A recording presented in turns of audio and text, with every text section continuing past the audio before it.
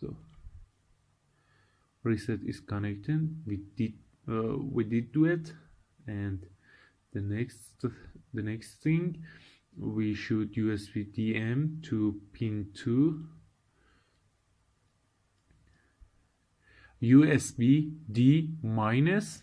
Let's just connect it. USB D minus to D minus here, and USB D plus to, you see, I just create a track here. I can just with backspace get rid of this one that I create here. Backspace, that's cool. And I can connect it to USB plus in here, or positive to USB D positive. Okay, that's cool.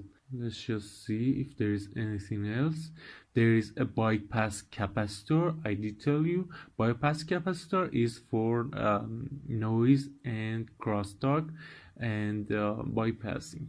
So let's just choose a 100 nanofarad and put it on ground and USB VCC.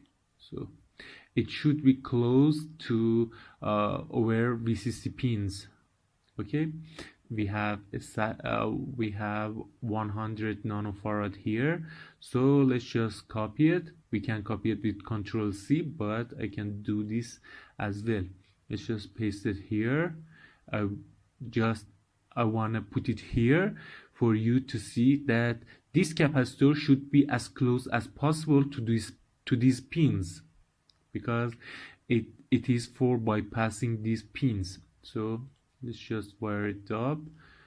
We can just copy this with Ctrl+C and paste it here, and have a ground here and put it here.